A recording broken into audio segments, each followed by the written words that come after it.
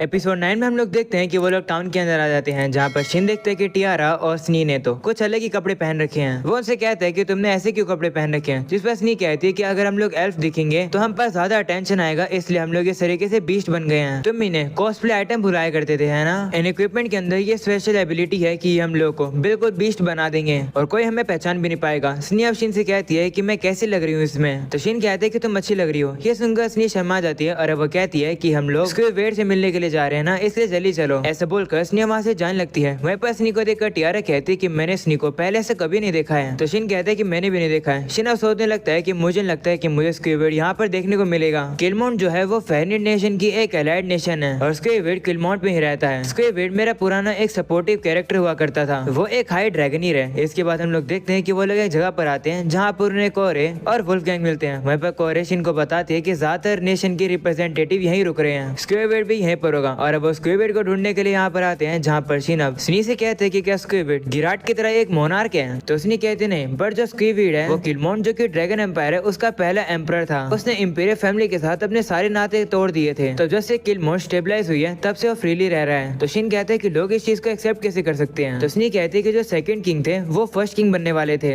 पर वो इंजर्ड बन गए थे, जिसकी वजह से स्क्विड पहला किंग बना। ये सुनकर शिन हैरान होता है। इसके बाद वो लोग रूम में आते हैं जहाँ पर वुल्फगैंग उन लोगों से कहते हैं कि तुम लोग यहाँ वेट करो, मैं लॉर्ड स्क्विड को लेकर आता हूँ। वो अब कहते हैं कि मुझे किसी से मिलने जाना है, मैं यहाँ पर कोरे को छोड़ दूंगा मेरी जगह पर। ऐसा बोलकर वो अब वहाँ से चले जाता है। इसके बाद अब सभी लोग अब रूम के अंदर वेट कर रहे होते हैं। तब यहाँ पर स्क्विड अपने अटेंडेंट के साथ आता है। स्क्विड शिन को देखकर अपने अटेंडेंट को कहता है कि तुम यहाँ से जा सकते हो, और अब स्क्विड का अटेंडेंट वहाँ से चला जाता है। वहीं पर शिन अब स्क्विड से कहते हैं कि काफी समय बाद मिल रहे हैं। वो सुनकर स्क्विड शिन को बाव करता है और कहते हैं हाँ काफी समय बाद मिल रहे हैं। वो अब शिन का वेलकम करता है और कहता है कि मैं आपको फिर से सर्व करूंगा। ये सुनकर शिन अब कहते ओ मैं तो भूल ही गया था कि स्क्विड ऐसे पर्सन था। वो उसे कहते हैं कि हम लोग काफी समय बाद मिल रहे हैं, तो तुम्हें मुझसे फॉर्मल होने की जरूरत नहीं है, मैंने स्नी से भी यही कहा है। वह पर स्नी भी स्क्विड से कहती है हाँ तुम शिन को शिन बुला सकते हो, मास्टर बुलाने की उन्हें जरूरत नहीं है, क्योंकि ऐसा वही चाहते हैं। ये सुनकर स्क्विड अब कहते हैं ठीक है, और अब शिन से कहते हैं कि आप जैसा कहोगे मैं वैसे करूंगा। इसके बाद अब स्नी से कहते हैं कि तुमने ऐसे कपड़े क्यों पहन रखे हैं, जिस पर स्नी कहती है क्योंकि ऐसे कपड़े शिन को पसंद है। वो सुनकर शिन कहते हैं कि मैंने ऐसा कब कहा। इसके बाद वो लोग आराम से बैठकर चाय पी रहे होते हैं, जहाँ पर स्क्विड का पता चलता है कि गिराट शांति से मर गया। वो सुनकर वो कहता है कि गिराट ऐसा ही पर्सन था,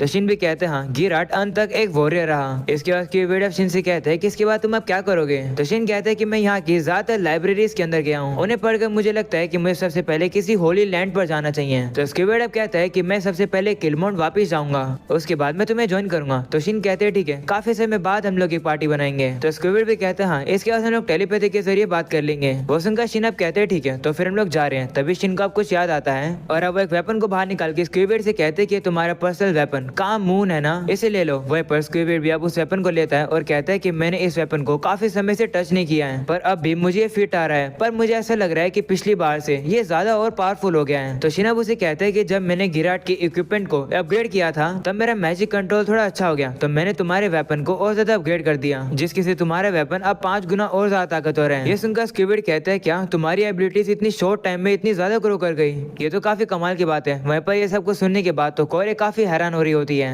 और अब अगले सीन में हम लोग देखते हैं वो लोग गिल्ड में आते हैं, जहाँ पर शिन कहते हैं कि मैं अपनी रैंक को सी का करना चाहता हूँ। ऐसा बोलने के बाद शिन अब एक गॉब्लिन को खत्म करने वाली क्वेस्ट को ले लेता है और कहते हैं कि हम लोग इस जॉब को एक ही दिन में खत्म कर देंगे। ये सुनकर कोरे कहती है कि क्या मैं भी तुम लोग को ज्वाइन कर सकती हूँ, मेरा जो भी काम बचा हुआ है मैं उसे बाद में खत्म कर लूंगी। तो शिन कहते हैं कौन सा काम, जिस पर वो कहती है कि मैं रूल ऑफ फॉरेस्ट को इन्वेस्टिगेट कर रही हूँ। ये वही फॉरेस्ट है जहाँ पर आपने गिराट के साथ बैटल करी थी, मुझे ये चेक करना है कि वो फॉरेस्ट अच्छे से रीजनरेट कर रहा है या फिर नहीं। तो शिन कहते हैं ठीक है, क्या मैं भी वहाँ पर आ सकता हूँ, क्योंकि मैं ही वहाँ पर लड़ा था, तो मैं देखना चाहता हूँ कि वो एरिया कैसा है, मैं भी थोड़ी मदद कर दूंगा। वो सुनकर कोरे कहती है ठीक है फिर तुम आ सकते हो। और अब अगले सीन में लोग देखते हैं वो लोग उस क्वेस्ट को पूरा करने के लिए फॉरेस्ट में आते हैं, जहाँ पर उन लोग को गॉब्लिन्स दिखते हैं। शिना सभी से कहते हैं कि हम लोग एक एक उन गॉब्लिन्स को मारेंगे। ऐसा बोलने के बाद वो हमले को शुरू कर देते हैं और अब वो सभी लोग मिलकर उन गॉब्लिन्स को काफी जल्दी से खत्म कर देते हैं। अगले सीन में वो लोग रूल ऑफ फॉरेस्ट में आते हैं और देखते हैं कि फॉरेस्ट बैटल के से इतना ज्यादा तबाह होने के बाद भी अब अच्छे से रीजनरेट कर रहा है और पहले जैसा हो चुका है। वो लोग फॉरेस्ट में आकर रीजनरेटिव ट्री देख रहे होते हैं और ऐसी चीजों को ढूंढ रहे होते हैं जो कि उन लोगों को अननेचुरल लगे। कोरा उन लोगों से ये भी कहती है कि अगर तुम लोग को कोई अजीब सा हर्ब मिले तो उसे उठा लेना। तो वो लोग अब कोशिश करते हैं और अब उन लोग को कुछ हर्ब्स मिल जाते हैं। और अब अगले सीन में हम लोग देखते हैं कि वो लोग अब गिल्ड में आ जाते हैं, जहाँ पर अब वो रिपोर्ट देते हैं कि हम लोगों ने क्वेस्ट को पूरा कर दिया है। तब रिसेप्शनिस्ट भी उस जॉब को चेक कर रही होती है और अब वो शिन को बताती है कि तुम्हारे लिए बेलेक्स की तरफ से। तो अब शिन को भी याद आता है कि बेलेक्स वही है जो कि बेलेरेज गिल्ड का गिल्ड मास्टर है। शिन अब उस मैसेज को पढ़ता है और उसे पता चलता है कि शिन को कैसल में जल्दी से जल्दी बुलाया गया हैं। वो सुनकर टियारा कहती कि तुम्हें क्यों बुलाया होगा। तो शिन भी अब याद करता है और कहता है कि मुझे नहीं लगता कि कोई रीजन है मुझे बुलाने का। तभी उसे याद आता है कि उसने एक स्कलफेस को हराया था। तो शिन को लगता है कि ये सब कुछ उसी से रिलेटेड है। शिन अब कहते हैं कि लगता है लेवल अप करने से पहले हम लोग को कैसल में जल्दी पहुंचना होगा।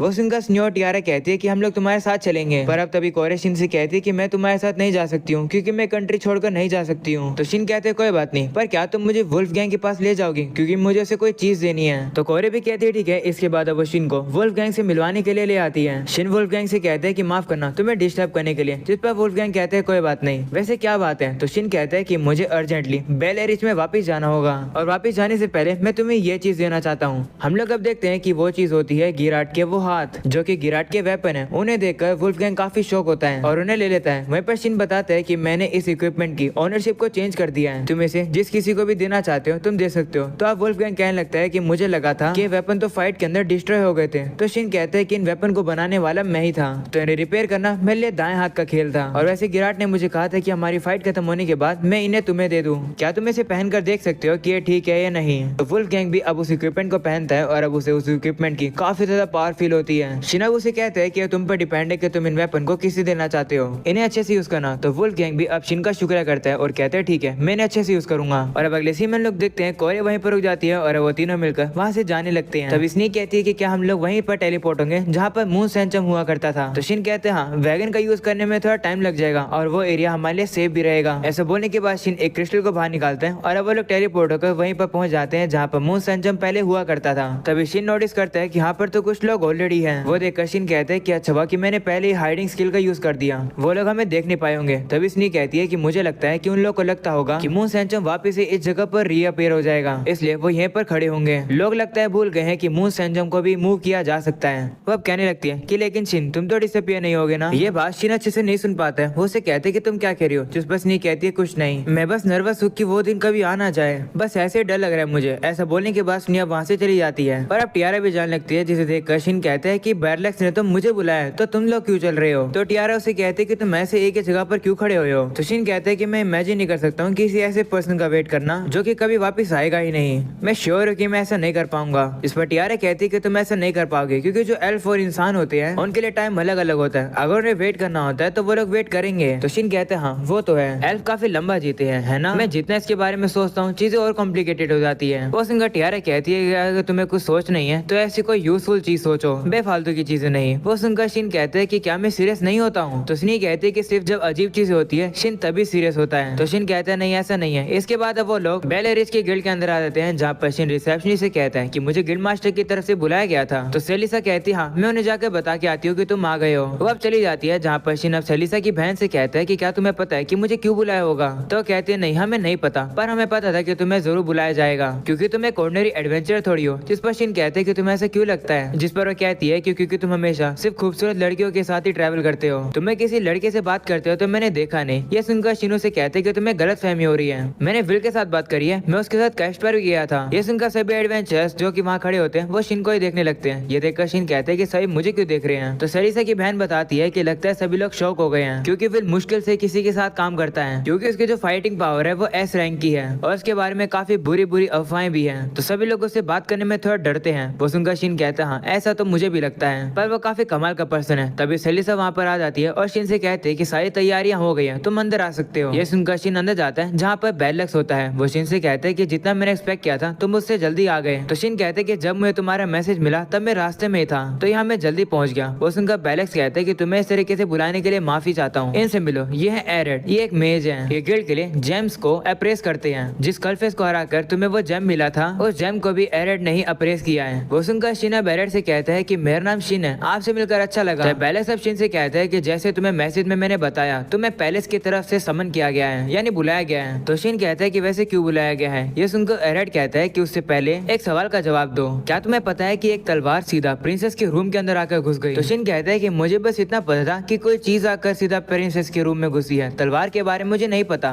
तो एरेड कहता है कि वही एक प्रॉब्लम है, प्रिंसेस के रूम में एक काफी बड़ी ग्रेट स्वॉर्ड सीधा प्रिंसेस के बेडरूम में आकर गिरी है जिसकी सी चीजें काफी खराब हो गई, लेकिन अच्छा है कि कोई घायल नहीं हुआ इस चीज में। पर प्रॉब्लम वो तलवार है, उस तलवार को बनाने में जो मटेरियल लगा है वो काफी अच्छे हैं। मैंने सुना है कि वो तलवार इतनी कमाल की है कि वो किंगडम की ट्रेजर स्वॉर्ड के बराबर है। अब शिन से कहता है कि वैसे जिस गर्लफेस को हराकर तुमने उसका जेम पाया था उस जेम जेम के अंदर भी काफी पावरफुल माना था, जिससे समझ आता है कि वो स्कलफेस काफी हाई लेवल का था। ऐसे बोलने के बाद वो और बैड लक सीधा शिन को घूरने लगते हैं। ये सुनकर शिन भी समझ आता है कि उन लोगों को पता चल गया है कि असली कल्प्रिट यानी कि गुनहगार कौन है। वो लोगों से कहता है कि तुम लोग को कैसे पता चला कि मैं इस चीज में इन्वॉल्व हूँ। तो एरर कहता है कि कोई पर्सन है जो कि पता लगाना चाहता है कि आखिर हुआ क्या था। उस पर्सन को उस जेम के बारे में पता चला और अप्रेजर होने के तौर पर मुझे कहा गया कि मैं उस तलवार को भी एग्जामिन करूँ। जांच करने पर मुझे पता चला कि जो स्वॉर्ड है उसके अंदर थोड़ा सा माना बचा हुआ था और वही सेम माना उसी जेम के अंदर था, वही जेम जो कि तुम्हें स्कलफेस को हराने पर मिला था। ये सुनकर शिन हैरान होता है कि इन्हें ये बात कैसे पता चली। वहीं पर बैरेट कहते हैं कि कैसल को भी पता चल गया है कि आखिर इन सब के पीछे तुम थे, इसलिए उन लोगों ने तुम्हें बुलाया है। वहीं पर बेलेक्स भी कहते हैं हाँ माफ करना, गिल्ड भी कैसल से कुछ छुपा नहीं सकती है और क्योंकि तुम्हारे पास तो मूस एंड चम का इंट्रोडक्शन लेटर भी था, सिचुएशन और ज्यादा खराब है क्योंकि तुम्हें बुलाने वाला और कोई नहीं बल्कि प्रिंसेस खुद है।